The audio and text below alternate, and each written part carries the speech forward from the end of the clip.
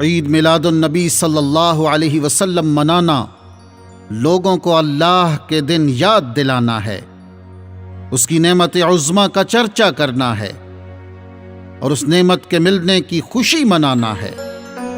اگر ایمان کی نظر سے قرآن و حدیث کا مطالعہ کیا جائے تو معلوم ہوگا کہ میلاد مصطفیٰ صلی اللہ علیہ وسلم اللہ سبحانہ و تعالی کی سنت بھی ہے اور نبی کریم صلی اللہ علیہ وسلم کی سنت بھی، اور اس کی اہمیت اور فضائل ہماری سوچ سے بڑھ کر ہیں۔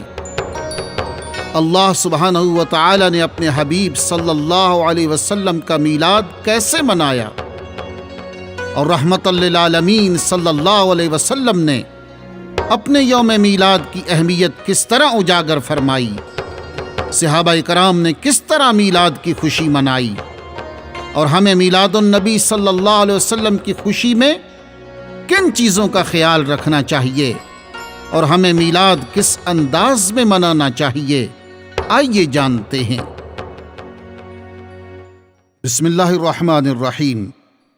جس طرح ماہ رمضان کو اللہ سبحانہ و تعالی نے قرآن حکیم کی عظمت و شان کے صدقے دیگر تمام مہینوں پر فضیلت عطا فرمائی ہے، اسی طرح ماہ ربیع الاول کو اللہ سبحانہ و تعالی نے یہ شان عطا فرمائی ہے کہ اس مہینے میں صاحب قرآن یعنی رحمت للعالمین صلی اللہ علیہ وسلم کی تشریف آوری ہوئی۔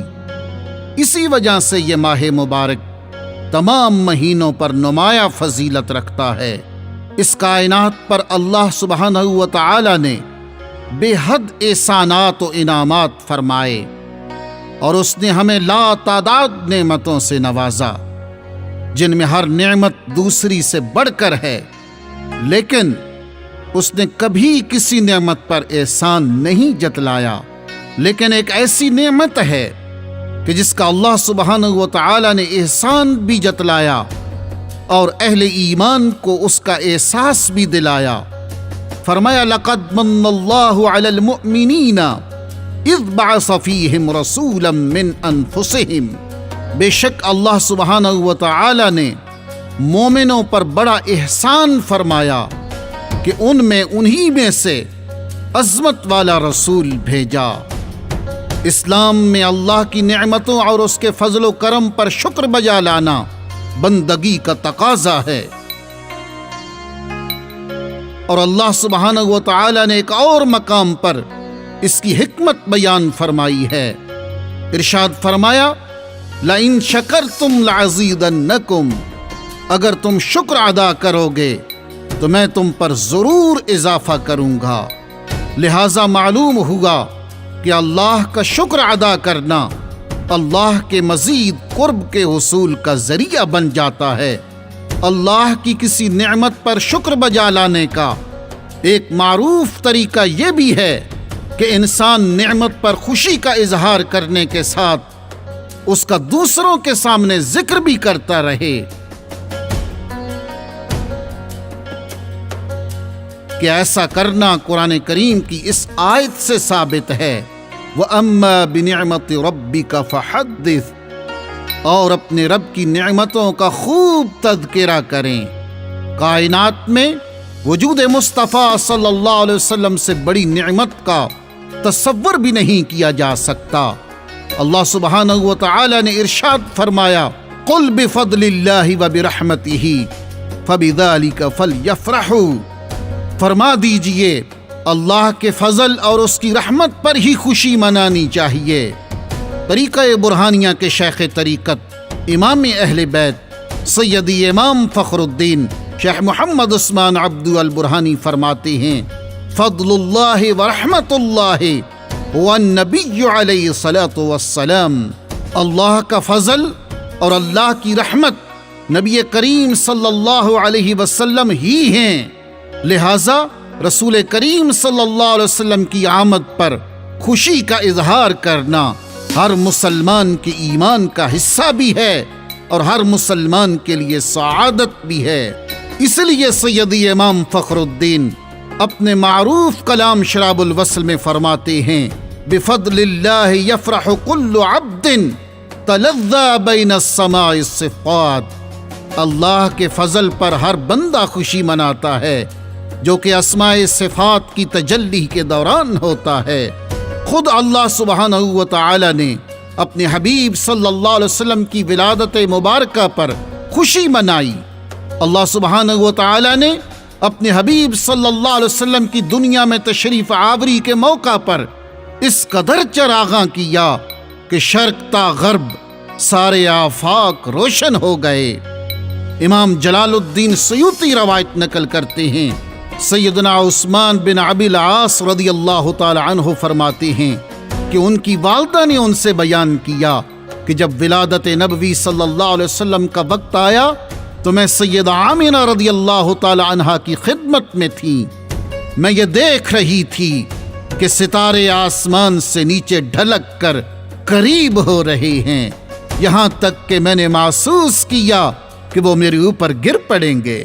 پھر جب آپ صلی اللہ علیہ وسلم کی ولادت باسعادت ہوئی تو سیدہ آمنہ سے ایسا نور نکلا جس سے پورا گھر روشن ہو گیا اور مجھے ہر شے سے نور ہی نور نظر آیا۔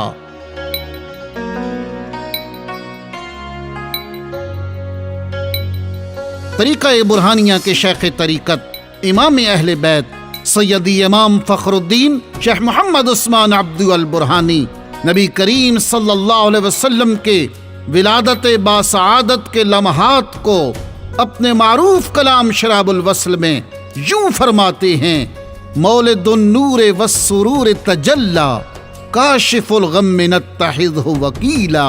نور مجسم صلی اللہ علیہ وسلم کی ولادت اور خوشیاں بکھیرنے والے کا ظہور ہوا، غموں کو دور کرنے والے کو ہم نے اپنا نگہبان بنایا ہے۔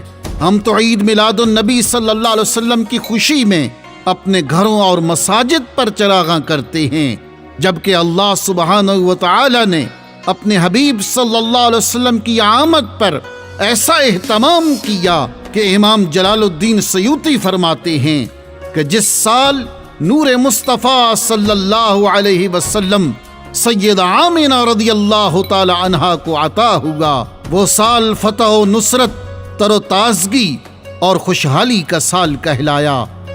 اہل قریش اس سے قبل معاشی بدحالی اور قحط سالی میں مبتلا تھے۔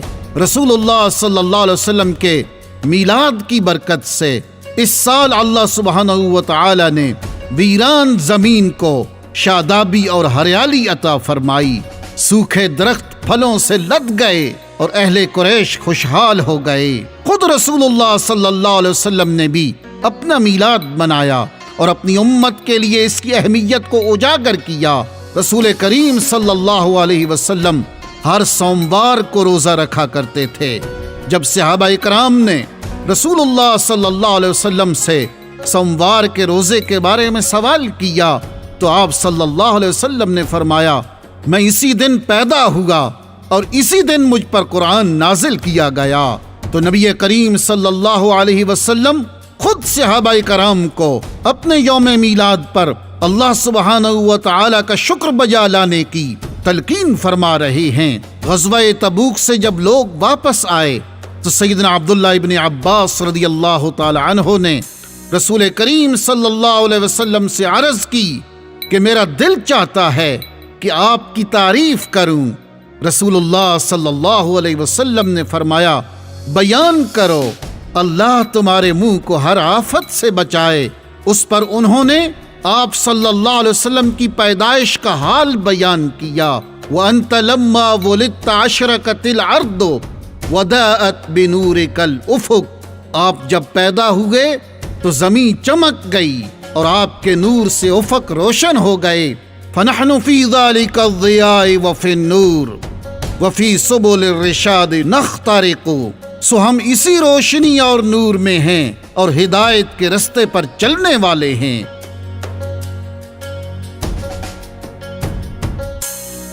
یعنی صحابہ کرام بھی نبی کریم صلی اللہ علیہ وسلم کا میلاد پڑھتے تھے اور رسول اللہ صلی اللہ علیہ وسلم ان کو دعاؤں سے نوازتے تھے۔ جب نبی کریم صلی اللہ علیہ وسلم ہجرت کر کے مدینہ تشریف لائے تو آپ صلی اللہ علیہ وسلم کی آمد پر اہل مدینہ نے خوشی کا اظہار کیا اور آپ صلی اللہ علیہ وسلم کا استقبال کیا، اور بچے اور خدام راستوں میں پھیل گئے، سب نعرے لگا رہے تھے، یا محمد یا رسول اللہ، یا محمد یا رسول اللہ۔ معصوم بچیاں دف بجا کر دل و جان سے محبوب ترین اور عزیز ترین مہمان کو ان اشعار سے خوش آمدید کہہ رہی تھیں۔ طلع البدر علینا من ثنیۃ الوداع وجب الشکر علینا ما دعا للہ داعی۔ ہم پر وداع کی چوٹیوں سے 14ویں کا چاند طلوع ہوا، وجب الشکر علینا ما دعا للہ داعی۔ جب تک لوگ اللہ کو پکارتے رہیں گے ہم پر اس کا شکر واجب ہے۔ رحمت للعالمین صلی اللہ علیہ وسلم کا میلاد منانا، ماہ میلاد میں خصوصی اہتمام کرنا، آمد مصطفیٰ صلی اللہ علیہ وسلم پر سجاوٹ کرنا اہل ایمان کا ہمیشہ سے معمول رہا ہے۔ امام زرقانی فرماتے ہیں، لوگ ماہ میلاد النبی صلی اللہ علیہ وسلم میں اجتماعات کا خصوصی اہتمام کرتے ہیں اور اس کی راتوں میں صدقات و خیرات کرتے ہیں، خوشی و مسرت کا اظہار کرتے ہیں، کثرت کے ساتھ نیکیاں کرتے ہیں اور مولود شریف کے واقعات پڑھنے کا اہتمام کرتے ہیں، جس کے نتیجے میں اس کی خصوصی برکات اور بے پناہ فضل و کرم ان پر ظاہر ہوتا ہے۔ جس سہانی گھڑی چمکا طیبہ کا چاند، وہ دل افروز سعد پہ لاکھوں سلام۔ لیکن ہمیں یاد رکھنا ہے کہ جشن میلاد النبی صلی اللہ علیہ وسلم کا اہتمام کرنا یقیناً باعث اجر و ثواب ہے، لیکن طہارت، نفاست اور پاکیزگی کا خیال رکھنا چاہیے۔ ہماری کوشش ہونی چاہیے کہ اس کی پاکیزگی کو خلاف شرع اور بیہودہ کاموں سے آلودہ نہ ہونے دیں۔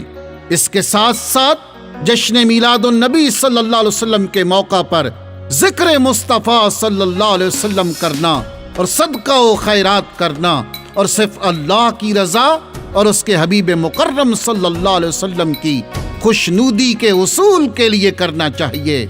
اہل اسلام کو عید میلاد النبی صلی اللہ علیہ وسلم کی برکات سے اللہ کریم اپنے حبیب صلی اللہ علیہ وسلم کے صدقے اہل اسلام کو عید میلاد النبی صلی اللہ علیہ وسلم کی برکات سے مالا مال فرمائے، آمین۔ وصلی اللہ علی سیدنا محمد خاتم النبیین والنبع العظیم وعلی آلہ وصحبہ وازواجہ وسلم اجمعین۔